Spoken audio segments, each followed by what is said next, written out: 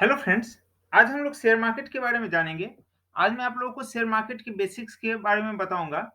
कुछ रूल्स हैं जिन्हें आप फॉलो करके मार्केट में लंबे समय तक बने रह सकते हैं। मार्केट से आप अच्छा खासा पैसा कमा सकते हैं। मार्केट में क्या करना चाहिए, क्या नहीं करना चाहिए, किन-किन बातों का ध्यान रखना चाहिए, कोई भी पोजीशन बनाते समय, कुछ भी खरीदते समय, यह सब कुछ मैं आप लोगों को बताऊँगा। यह खास करके जो लोग बिगिनर हैं शेयर मार्केट में, जो शेयर मार्केट के बारे में जानना चाहते हैं, शेयर मार्केट में नए-नए हैं, उसमें इन्वेस्टमेंट करना चाहते हैं, उनके लिए वीडियो काफ़ी यूज़फुल होगा। मैं कुछ रूल्स के बारे में बताऊँगा, जिनको आप फॉलो करिए और मार्केट से आप पैसा बना सकते हैं। शुरू करते हैं आज का वीडियो। सबसे पहला रूल है हमारा, first create a dummy portfolio on money control app.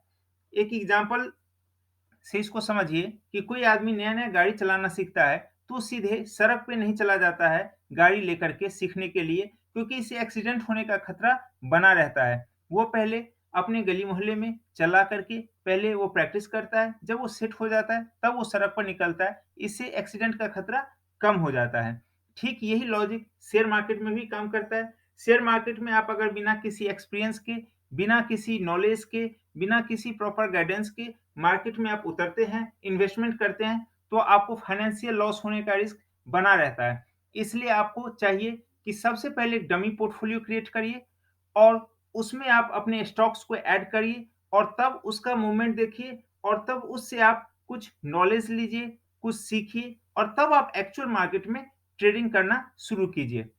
दूसरा रूल है हमारा, start only with that amount which you can really invest in actual market और रियल मार्केट। उतना ही पैसा से आप अपना डमी पोर्टफोलियो क्रिएट करिए, जितना पैसा आप एक्चुअल मार्केट में या रियल मार्केट में लगाते हैं, जो आपके पास है मार्केट में लगाने के लिए। Example, if you have only rupees 1 lakh to invest, create your portfolio only with rupees 1 lakh. अगर आपके पास सच में 1 लाख रुपया ही है मार्केट में लगाने के लिए, तो आप 1 लाख रुपए से ही अपना डमी पोर्टफोलियो क्रिएट करिए। ठीक है। अगला है हमारा, बाय ओनली दो shares and quantity what you will buy in actual market. वही शेयर्स खरीदिए, उतने क्वांटिटी में ही खरीदिए जो आप एक्चुअल मार्केट में खरीदते हैं। जैसे कि एक एग्जांपल दे रहा हूं कि if you will not buy MRF in real, you should also not buy in dummy portfolio. मतलब कि अगर आप एमआरएफ का शेयर जो कि 80-85 हजार रुपए का एक शेयर चल रहा है, अगर आप नहीं खरीदेंगे एक्चुअल मार्केट में, रियल मार्केट में, तो आपको इसे डमी पोर्टफोलियो में भी ऐड नहीं करना चाहिए, डमी पोर्टफोलियो में भी नहीं खरीदना चाहिए। अगला है हमारा, if there is a target for any trade, there should be a strict stop loss also. अगर किसी सौदे का ट्रेड होता है, कुछ भी आप खरीदते हैं, उसका कोई टारगेट है, तो उसका एक स्टॉप लॉस भी होना जरूरी है। मान लेते हैं कि एक शेयर आपने 500 रुपया में खरीदा है और उसका टारगेट आपने 20% रखा है कि अगर वह 20% बढ़ा, यानी कि 500 का 20% 100 रुपया, यानी कि अगर वो 600 रुपया टच होता है, तो आप उसको बेच देंगे, अपना प्रॉफिट बुक कर लेंगे, सौदे से निकल जाएंगे।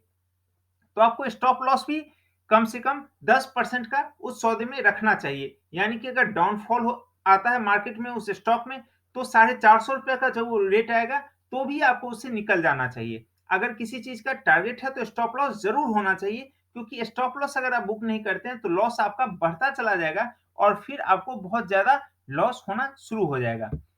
अगला है हमारा, you can revise your target and apply trailing stop loss or new stop loss for your holdings or buying।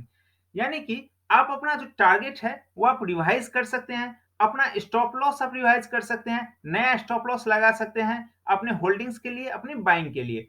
Example देखिए, if the first target 600 is achieved. यहाँ पे मैं पिछले स्लाइड में जो 500 रुपया में मैंने एक स्टॉक खरीदा था, जो एग्जांपल दिया था, उसी को मैं आगे कंटिन्यू कर रहा हूँ कि मान लेते हैं 500 में आपने स्टॉक खरीदा है और 600 रुपया आपने 20% टारगेट रखा है और आपका पहला टारगेट अचीव हो जाता है, and your view is still bullish on the market और योर स्टॉक। यानी कि आपका मार्केट अभी भी स्टॉक पर बुलिश है या मार्केट पर बुलिश है, तो आप अपने टारगेट को रिवाइज कर सकते हैं। 600 से बढ़ा के आप उसको 700 कर दीजिए और स्टॉप लॉस जो अभी 450 रुपया था, उसको बढ़ा करके 600 रुपया कर दीजिए। मान लेते हैं करंटली वो मार्केट में ट्रेड कर रहा है, जो सीएमपी है, करंट मार्केट प्राइस है, वो 620-25 कुछ भी है। तो मान लेते हैं कि अगर यह आगे ऐसे ही बढ़ता जाए, तो आपका प्रॉफिट बढ़ते जाएगा। लेकिन मान लेते हैं कि वहां से वो गिरना शुरू हुआ स्टॉक, तो 600 रुपया का रेट आते ही आपका स्टॉप लॉस बुक हो जाएगा, 600 रुपया में आप एग्जिट हो जाएगा, 600 रुपया में आपका पोजीशन कट जाएगा। और इस सौदे में भी आपको ₹100 का प्रॉफिट होगा क्योंकि आपका बाइंग ₹500 का था और अगर वो 600 के ऊपर चल रहा है कंटिन्यू तो आपका प्रॉफिट बढ़ते जाएगा, आपका नया टारगेट अचीव होगा। फिर आप चाहें तो अगला टारगेट आप सेट कर सकते हैं न्यू स्टॉप लॉस के साथ। तो इस तरह से आप अगर अपने स्टॉक पे या मार्केट पे बुलिश व्यू रखते हैं, आपको लगता है कि अभी यह और बढ़ेगा, तो आप अपना टारगेट और स्टॉप लॉस रिवाइज कर सकते हैं। नेक्स्ट है never average at falling market, wait for some correction at least 4 to 5 consecutive trading sessions and then enter in the trade. कभी भी गिरते हुए बाजार में पोजीशन मत बनाइए, एवरेज मत करिए, कुछ करेक्शन का इंतजार करिए, मार्केट को करेक्ट होने दीजिए और उसके बाद ही नया पोजीशन बनाइए, मार्केट में इंटर करिए। एक एग्जांपल दे रहा हूं, a stock PC jewellers made a high of rupees 600.65 on 16 जनवरी 2018। 2018 को एक शेयर था पीसी ज्वेलर्स जिसने ₹600.65 का हाई बनाया और 2 साल के बाद ₹7.75 का लो बनाया, यानी कि 2 साल के भीतर में उस शेयर 98.5% नीचे गिर गया। इसलिए मैं हमेशा कहता हूं so always follow stop loss, यानी कि मान लीजिए कि कोई आदमी 600, 500, 400, 300, 200 हर रेट पे खरीदा हो, हर रेट पे एवरेज बनाया हो और सोचिए उस शेयर का रेट ₹8 आ गया तो उसको कितना ज्यादा लॉस लगा होगा। इसलिए हमेशा स्टॉप लॉस बुक करिए। स्टॉप लॉस एक छोटे मोटे एक्सीडेंट के जैसा है, आपको ज्यादा नुकसान नहीं होगा, थोड़े बहुत नुकसान में आप बाहर निकल जाएंगे और अगला अपॉर्चुनिटी आपको मिलेगा, आप उससे पैसा कमा सकते हैं, पैसा बना सकते हैं। मार्केट में हमेशा अपॉर्चुनिटी आता है, आपको सही अपॉर्चुनिटी का इंतजार करना है और गलत सौदा जो आपका हो गया है या गलत पोजीशन जिसमें आप फंस गए हैं उससे एग्जिट हो जाना ही अच्छा रहेगा। इसी का एग्जाम ये देख लीजिए पिक, जिसमें क्लियर दिख रहा है कि ₹600.65 का हाई बनाया है 16 जनवरी 2018 को। ये आप लोग मनी कंट्रोल ऐप में भी मैक्स 5 ईयर का जो चार्ट होता है उसमें आप जा करके देख सकते हैं पीसी ज्वेलर्स का।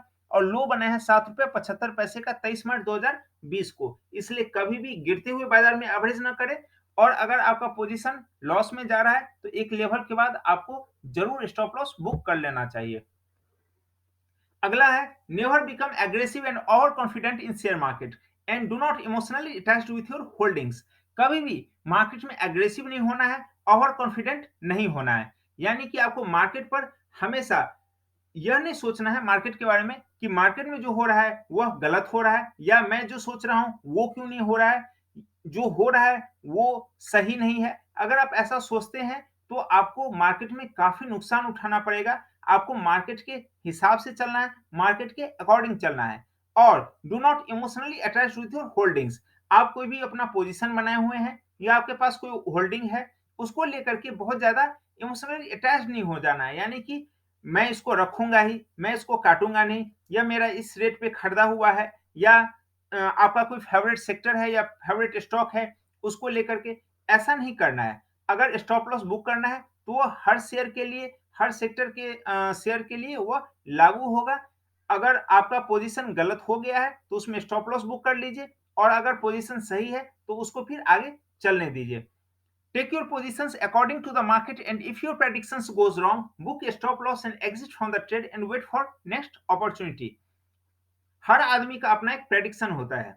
हर आदमी कोई भी सौदे में इंटर करता है, कुछ भी खरीदता है, कोई पोजीशन क्रिएट करता है तो उसके दिमाग में कुछ ना कुछ थॉट प्रोसेस होता है, वो कुछ ना कुछ बाजार के बारे में सोचता है। इसमें कोई भी गलती नहीं है, इसमें कोई भी बुराई नहीं है। लेकिन अगर आपका प्रेडिक्शन गलत हो जाता है, क्योंकि हर आदमी हर समय सही नहीं हो सकता है, कोई भी आदमी या गारंटी के साथ नहीं कह सकता है कि मैंने हमेशा ही प्रॉफिट कमाया है, मुझे कभी लॉस नहीं लगा है। इसलिए कभी भी मार्केट में आपका प्रेडिक्शन मान लेते हैं 10 में से 2 ही बार, 3 ही बार, जो भी बार आपका प्रेडिक्शन अगर गलती होता है तो आप स्टॉप लॉस जरूर बुक करिए, एग्जिट कर जाइए ट्रेड से और अगले अपॉर्चुनिटी का वेट करिए। मार्केट में बहुत सारे अपॉर्चुनिटी आते हैं, हमेशा अपॉर्चुनिटी आपको मिलेगा, केवल सही अपॉर्चुनिटी का आपको तलाश करना है और सही अपॉर्चुनिटी पे ही आपको इंटर करना है। इसलिए मैं हमेशा सजेस्ट करूंगा कि स्टॉप लॉस जरूर बुक करें। अगला है remember market is always right because market is the ultimate boss. Market हमेशा सही है, हर तरह से सही है, क्योंकि मार्केट ही अल्टीमेट बॉस है। मार्केट में जो हो रहा है केवल वही सही है। यही सोच के साथ आप अगर मार्केट में चलते हैं तो आप मार्केट में सर्वाइव कर पाएंगे, लंबे समय तक टिक पाएंगे। एक एग्जांपल से समझिए कि 24 मार्च 2020 को निफ्टी ने अपना लो बनाया था 7511 रुपए 10 पैसे का, जब देश में 1000 कोरोना केस के आसपास केवल था।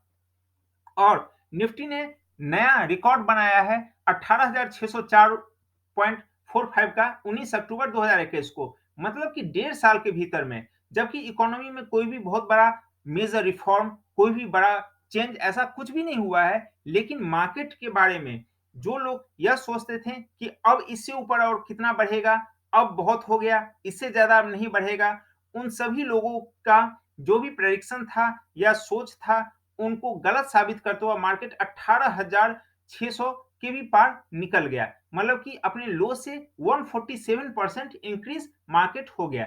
इसलिए मैं हमेशा कहता हूं कि if you want to survive in market, respect market in every manner with strict stop loss. अगर आप मार्केट में सर्वाइव करना चाहते हैं तो मार्केट का रिस्पेक्ट कीजिए, मार्केट के अकॉर्डिंग चलिए। अगर स्टॉप लॉस बुक करना है, करने की नौबत आती है, तो स्टॉप लॉस जरूर बुक करिए और तब नए सौदे में इंटर करिए।